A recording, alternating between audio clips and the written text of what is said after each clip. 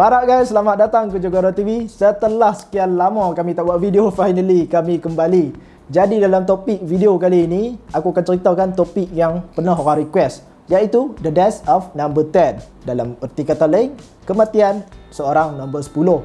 So tanpa membuang masa, let's go. Dalam bola sepak, tak ada number yang lebih prestige melainkan seorang nombor 10. Kalau kita tengok player-player yang famous, contohnya macam Pele, Maradona, Lionel Messi dan juga Zinedine Zidane, semuanya memakai nombor 10. Allah macam kita dulu zaman wakil sekolah, semuanya berebut-rebut nak pakai jersey nombor 10. Sebab nombor 10 ni lebih kurang macam simbolik simbolik atas padang, dia paling berpengaruh dan dia yang akan buat game Bawa kata Jamie Carragher, tak ada seorang pun yang membesar dengan bercita-cita nak jadi seorang Gary Neville. Tapi dengan peredaran zaman, kita sekarang ni dah memasuki fasa yang berfokus kepada PFP, iaitu pace dan power. Midfield jadi lebih tersusun, pemain jadi lebih disiplin, dan pemain nombor 10 pula makin lama makin merudum. Jadi video taktikal kali ni kita akan mengkaji apa penyebab kematian nombor 10. Sebelum tu kita kena tahu apa benda definisi nombor 10 ni. Aku tak mau cerita sebab sebelum ni Mizanan pernah ada buat video. Aku akan letak link dekat tepi, hangpa boleh tengok. Apa mana Trequartista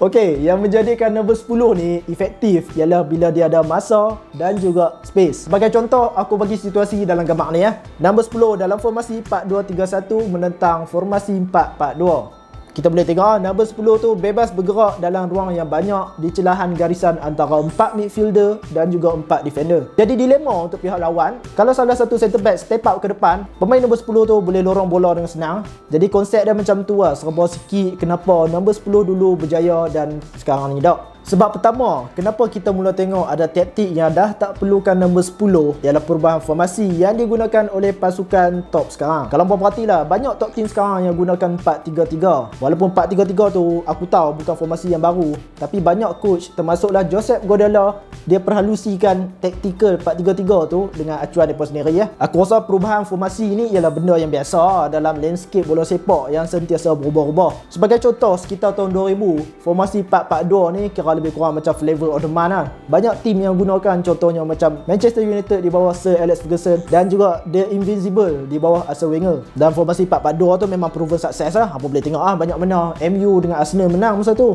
Jadi formasi memang sentiasa akan berubah-ubah. Mana ada orang guna dah 4-4-2 sekarang melainkan Sam Allardyce. And then sekitar tahun 2010 pula, banyak tim yang gunakan false 9. Sebab aku fans Liverpool, aku jadikan Liverpool sebagai case study 2-3 tahun di bawah Klopp ni. Klopp masuk ke Liverpool disambut dengan pure striker, contohnya macam Mario Balotelli, Christian Benteke dan juga Danny Ings. Tapi dalam otak dia masa tu, dia dah tahu dah apa benda yang dia nak. Dia tahu dia memang ada Bobby Firmino, dia beli Sadio Mane, dan kemudian pelengkapnya dia beli Mohamed Salah. Ketiga-tiga forward Liverpool ni memang ditugaskan untuk mencipta dan juga menjudahkan peluang. Kalau tengok statistik pun memang tahu 80% lebih kurang gol daripada Liverpool ni semua berpunca daripada 3 orang ni Sekarang ni aku dah sebut pasal forward Liverpool, tapi kita cuba perhati tengok dengan midfielder Liverpool. Midfielder Liverpool tak ada seorang pun yang boleh skor lebih daripada 10 gol satu musim. Benda ni mungkin kita nampak negatif atas kertas, tapi sebenarnya mereka ni memang tugas mereka sebagai seorang water carrier. Mereka ni bertugas memang semata-mata untuk defensive duty. Bila ada 3 orang ni yang sentiasa menjaga kawasan tengah ni, fullback pun memang boleh naik atas dengan senang hati Tapi bila main macam Liverpool sekarang, akan jadi satu pula masalah besar, iaitu over reliance on forwards. Macam apa tengok Liverpool sekarang bila forward tak skor, Liverpool pun akan ikut tak skor. Penurunan peranan pemain nombor 10 seiring dengan kemunculan peranan hybrid nombor 8 ataupun 10. Sebabnya simple coach zaman sekarang ni banyak cari pemain yang boleh main dual role ataupun 2 dalam 1.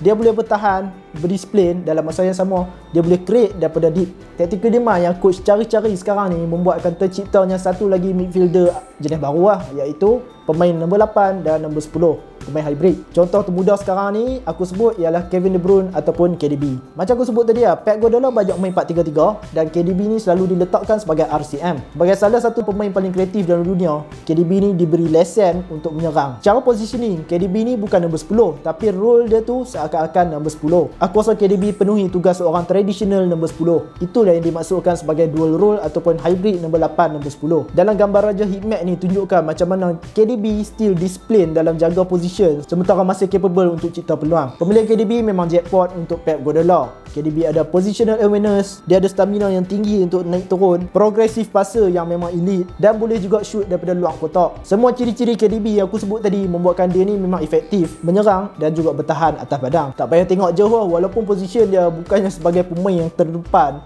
tapi dia still boleh create dalam amount yang aku rasa gila. KDB dapat angka-angka yang sepatutnya seorang pemain tradisional nombor 10 dapat. KDB still boleh cipta peluang daripada deep position yang aku rasa beneficial untuk mana-mana tim dalam dunia, apatah lagi Manchester City. Jadi hampa boleh nampak serba sikit kenapa peranan nombor 10 sekarang kurang relevan berbanding dengan dulu. Coach banyak dah sedang yang mereka tak perlu korbankan defensive output untuk dapatkan output serangan yang mantap. Contoh mudah macam ni lah, kenapa nak guna pemain macam Ozil sedangkan pemain macam KDB ada. Okay guys, aku stop dulu takat ni. Sampai dekat sini saja video aku kali ni. Pesanan biasa, jangan lupa like, subscribe, share dekat kawan-kawan dan komenan dekat bawah kalau aku tersilap fakta ke ataupun hampa nak tambah apa-apa. Kalau ada suggestion video lepas ni, topik apa yang hampa nak aku buat, boleh tulis dekat bawah juga. Stay safe, I'll see you when I see you. Bye bye.